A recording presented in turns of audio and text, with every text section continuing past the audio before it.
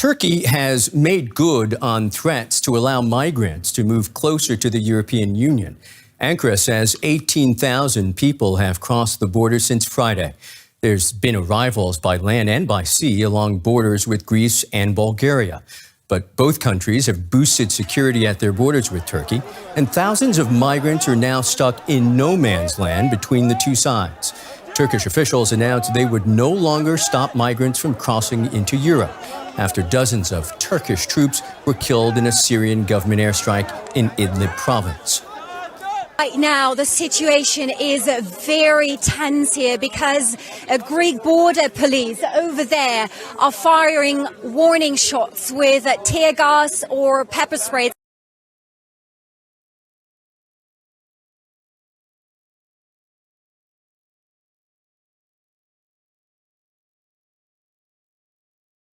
The Australian Grand Prix could go ahead without Ferrari as coronavirus cases surge. There are no travel bans to or from Italy, but team boss Mattia Binotto wants a guarantee that his staff won't be quarantined at the border. Melbourne's racetrack is taking shape, but as Formula One testing wraps up in Spain, Ferrari is consumed with coronavirus. Ferrari headquarters is located in Italy's coronavirus-stricken north, where 888 people have been infected, up from 650 yesterday. So far, 21 in Italy have been killed. Ferrari has banned non-critical staff travel, and team boss Mattia Binotto says his team can't risk flying to Australia to face medical quarantines.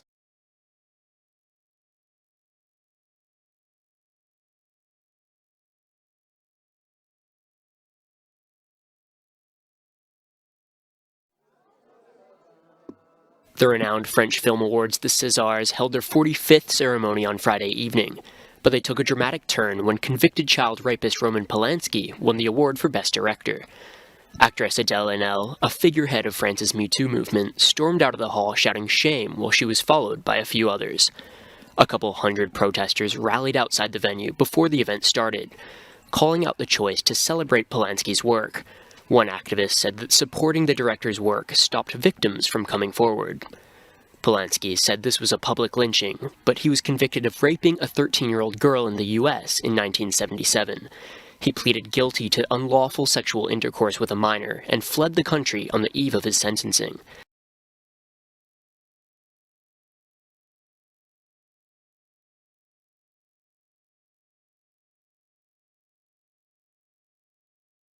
It's one of the big things rescue crews warn against, and this group learns the hard way.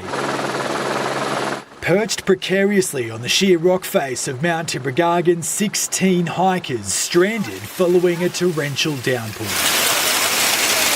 Showers were predicted throughout the morning, the fitness group deciding to go anyway, leaving before sunrise, making it to first perch, and that's as far as they got, inundated by a waterfall too treacherous to move, calling in the professionals. The mountain on the Sunshine Coast is steep, much steeper than seen from the air, combined with slippery rocks, making life difficult for rescue crews. Harnessing up, abseiling each stranded hiker down one by one. Thanks so much.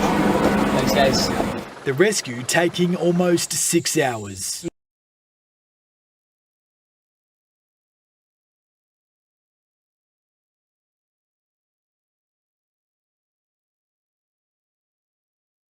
The news, Suhana, is that Canada will not be picking up the tab, the rather expensive security tab for the couple following their departure from official duties with the royal family on March 31st. So we learned a couple of things actually this morning in a statement from Public Safety. One question that we had been asking the government was, are RCMP officers currently offering protection to the couple? And the answer to that is yes, they are, and they have been since November. We were initially told October, but then Public Safety looked again at the dates and corrected that to November. And that would have been normal at the time because, of course, they arrived in Canada on what was at the time understood to be a temporary visit. They were still working members of the royal family. As such, they would qualify as what's called internationally protected persons under Canadian law. That's always been the practice in Canada.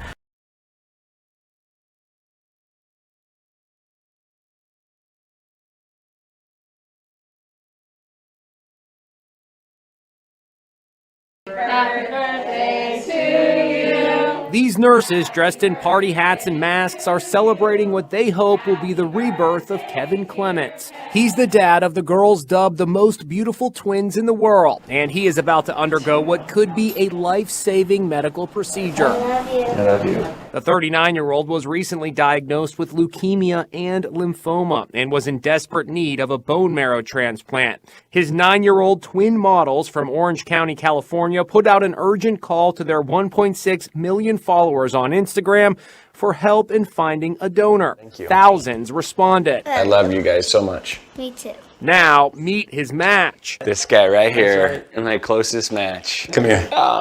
It's Kevin's brother, Chris.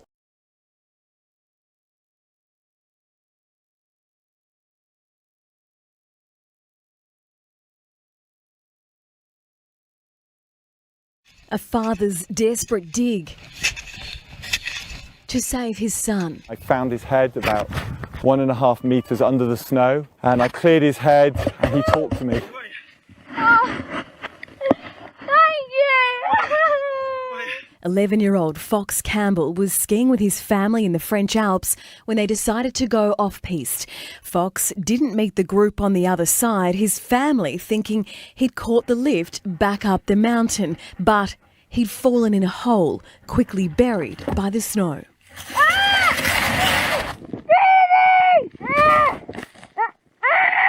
His father retracing their route, his tracking device beeping, telling him someone was in the snow nearby.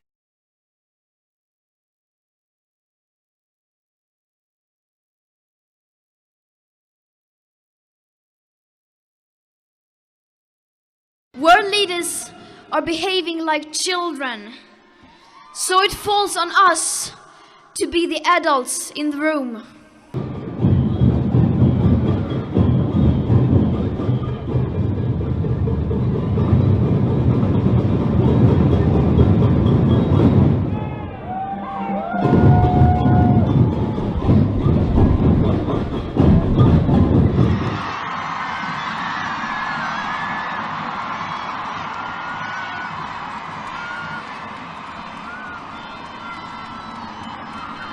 There will be a time when we will look back and ask ourselves what we did right now.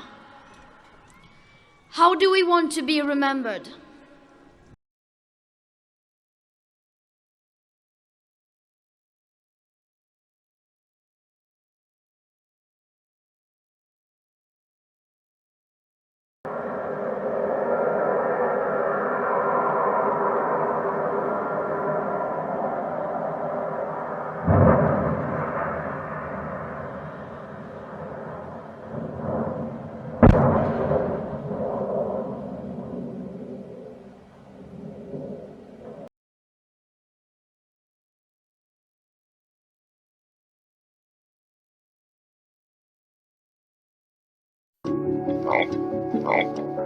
"2020 is a leap year.